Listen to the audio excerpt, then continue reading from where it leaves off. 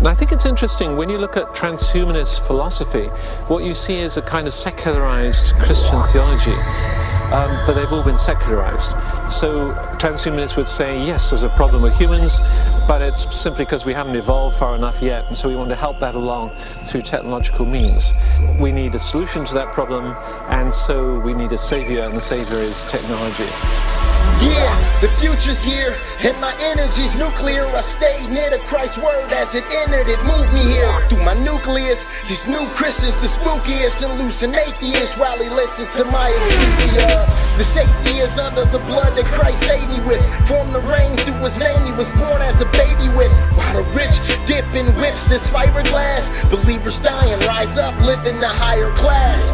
For eternity, what was taken will be returned to me. As for Satan, the revelation, it speaks of burning me. The future of currency's been formed through emergencies. One world money supports financial urgency. And all these buttons and screens are just distractions. Material things designed to hold you captive. Diamonds and pearls, the things of the world. It's not a man's best friend. Get that bling to a curl, yeah. President Obama's on his way back to Washington right now after visiting some of the country's biggest tech gurus out on the West Coast.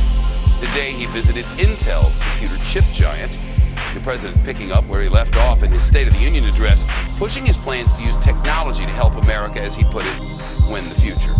James Rosen's live on the Hill tonight. James, the president also showing he's willing to work with folks who criticized his handling of the economy. The future is now, the digital age. We came a long way, touchscreen, no turning the page. In our home furnishings, when you come in the house, it's nothing. Push of a button, the click of a mouse, yeah.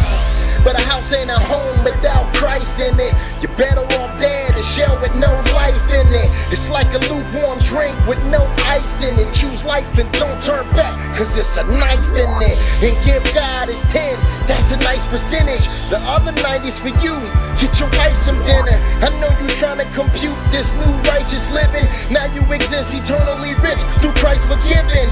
And I know these new cars is like spaceships, but wait on the Lord with composure and patience. Seek the kingdom first, trust me, it makes sense. And everything in his will fall in place then. And then you can have what I call conventional enhancements. And these will be things like cosmetic surgery, prosthetic limbs, where athletes maybe get better performance than they had before by having something built into their arms.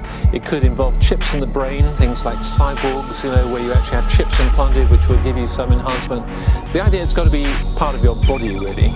And then you have transhumanism. Yeah, the future is vast. Stem cells, robotic limbs, nanotech, transhumanism, synthetic cartilage. And some scientists say God ain't a part of it. It's like lambing in the side, man, he is the heart of it. Watch for the artifice, keep the grass cut. The sermon to turn a liar into a glass cup and see straight through it. It's all smoke and mirrors. And I pray for the spirit when I approach my peers, cause I'm the man on the moon, they know I'm spaced out.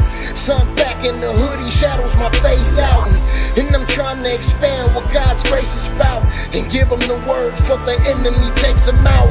Technocracy, Apple Mac with the retina scan, with way more gadgets in hand than that Jetson man. Cybergenetic science is God's precious hand, and technology's one way that he blesses man. And I think that immediately tells us, what the Christian critique of this whole philosophy is.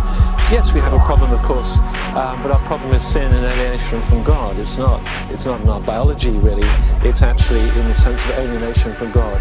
Yes, we need a savior, but this is a savior, Christ, who will actually deliver us from this alienation and make us into transformed humans. So the emphasis in Christian theology is not on just making me a little bit better or technologically transformed, but making me into a new transformed human being who will then help to transform society.